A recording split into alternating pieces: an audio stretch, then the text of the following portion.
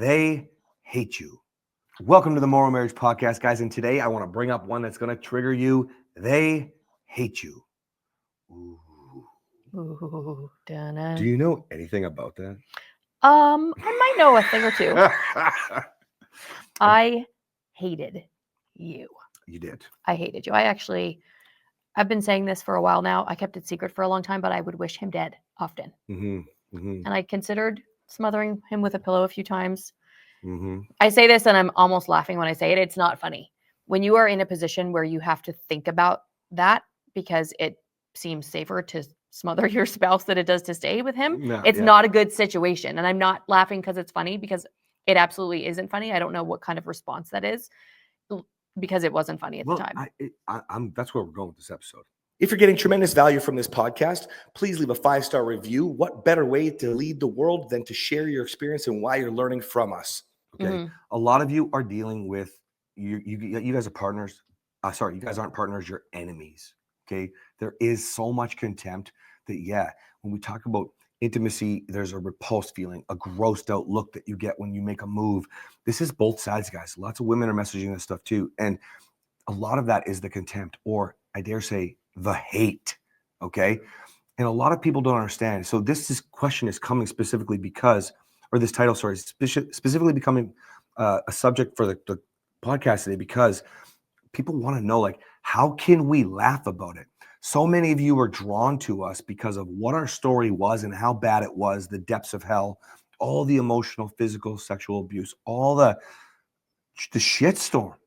How can we laugh about it? Is that what this is about? Yeah, well, it's crazy. It was sort of a half question and a statement on a phone call this morning. I took a couple of calls because you were out doing your bar class and stuff. And so I just connected with a few people that were trying, because appointments been pretty hard to organize with me lately. But it was sort of like a question, like, and a statement. Like, it was like, well, how can you, like, you and your wife, and then he was like, can you, like, was it like because of the business? Was it because of the, like, so he started to ask the question about how we look. And then when he started to go back to, like, was it because of the COVID, losing the business?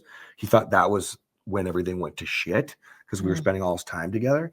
And then he kind of related it back to, like, which is funny because that's the year we saved our marriage. I had to, actually, I don't even think I got to tell him that part. He was so intrigued by the story. But in any case, so then it kind of trickled into, but you guys look so happy. Yeah, we are. Yeah. So I wanted to give this really simple lesson for you guys today. When you decide that you want to rise up, this is something that I wish that we would have done so much sooner. If you could just laugh at yourself more than feel the hate coming at you. Okay. What I mean by that is, just think of Chris Farley. He used to make fun of himself for being overweight. Think of Eminem. I lived in a trailer park. You know, if you already don't care, that's just not you. And you just laugh about it. I mean, we do this everywhere we go. Everywhere we go, I'll be like, if Ryan was here, shit. We make fun of Ryan all the time. We make fun of Ryan all the time. In fact, the other day I was driving and I don't remember what it was about. And I said, fuck Ryan or something like that. Meaning, like, implying, like, what would Ryan do? Yeah. Right. And I said, well, at least Ryan doesn't have chickens. And then I said, oh, wait, it's because Ryan doesn't have a wife. That's right. And see, by the way, that's just so you know, that kind of statement right there for Ryan would have triggered me. Maybe he would have driven right off a bridge, which at the time I was hoping for. Or right through the chicken coop. Oh my gosh. Because I would have been like, what do you mean my wife? Like, but I'm cast now, right? But I can see exactly what Ryan would have done. And that's funny. So it's not that we're laughing when we talk about what you're going through. This is such an exciting place to be, where it is funny. It just is. We have to make it into a joke. Well, because we also can't even believe. I can't believe that that's our story. When I think, sometimes I'll talk to a woman, very infrequently is it as bad as we are, but sometimes I'll talk to a woman and I wouldn't say it gets me really triggered. Sometimes I'll get a little bit triggered, but I definitely get emotional. Sometimes it'll bring me to tears. Usually it'll be a message on Instagram or something that'll bring me to tears and it'll just hit me. Every once in a while, I will get that more triggered feeling where my heart will race and I'll, get a little bit flooded. But most of the time, it just hits me emotionally.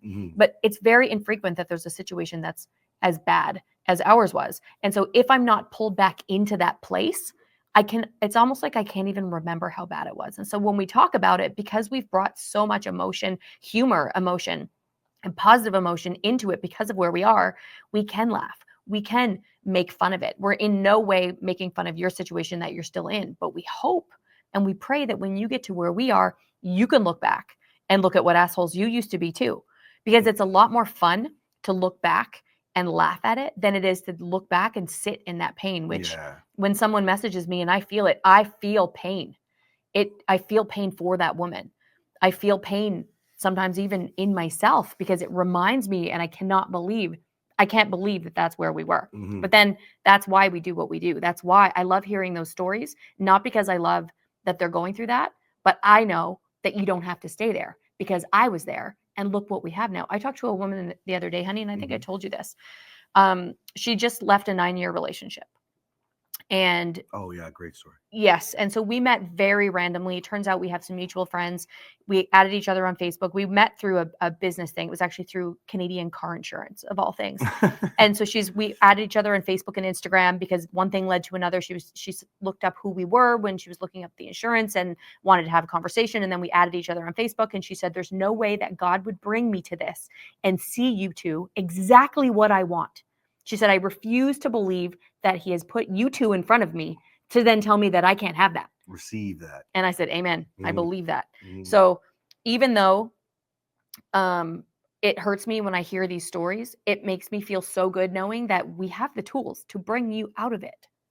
All right, now, babe? Yeah, exactly, baby. Now, I want to caution you, before you just start laughing at yourself, you have to think about this a little bit more simply first, So understanding your partner, they hate you. That's the whole point. So you just laughing about yourself when you haven't really made any changes would be an obvious, like be prepared. You're on a journey now and there's going to be some challenges because there's going to be a lack of trust. Mm-hmm. Okay.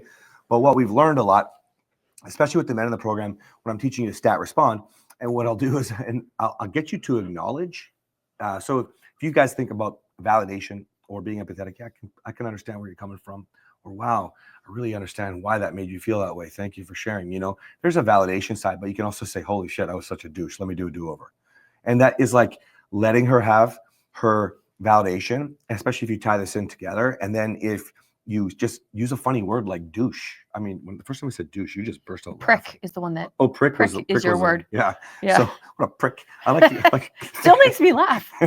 So if you use these kinds of words on yourself, by the way. Yeah, on yourself. It's not funny if he calls another person a prick, like actually, which he doesn't do anymore. I do that with Riddick. He'll do it with our 3-year-old, not in front of the 3-year-old or the dog. Like Riddick wouldn't let me come give you like touch you this morning, give you a hug or something, and he was just like trying to hold your arm, pull it away, and he's like, "My mama, my mama." She's like, "No, it's my husband," and I'm like, "Oh, I'll kill you, prick." You didn't say that this morning. No, but that was just like it would be an example. An example of when he doesn't say it in front of our 3-year-old. Oh yeah, not you guys. I'm not calling down. Not calling him a prick. Everybody, calm down. That'd be an example of why I would use that. You'll do it, right? The dog though. I do it with Finn all the time. And it makes me laugh, even though Finn is definitely not a prick. So that's it's a better way to start. But here again, unless you're actually making changes and you're doing something different, then it doesn't make much sense to just call yourself a douche when the person hates you. They're going to be like, yeah, you're more than a fucking douche. In fact, you have to really wait until you're actually not a douche.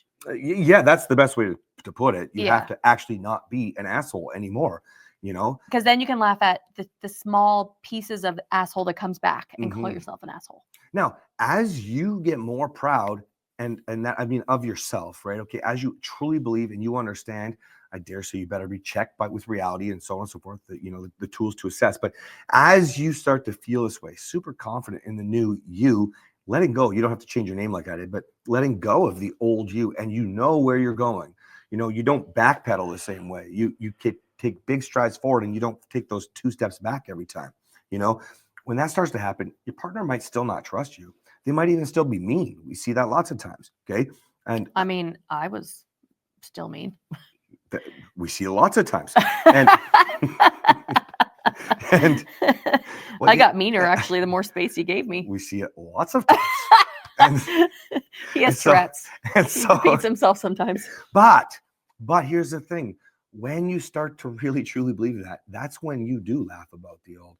I think when I started to do this and make fun of Ryan, you were a lot further along still, actually, but you could try this sooner. But I would pretend I would talk about Ryan, and I'd do like the whole action of like opening the oven, putting my head in and closing the oven, or but I'd talk about Ryan with that, right? So in essence, symbolizing that guy's gone and still having fun and laughing about myself. And now there is another word of caution. That doesn't mean that it's not going to hurt her or him. It doesn't mean they're not going to feel triggered. It's because you think it's funny. That's why I think it's really important to understand what I said a moment ago. Is you have to truly believe that those characteristics are gone. For example, it's not about not yelling, because that's normal. You're over here now. So there's the yelling over here.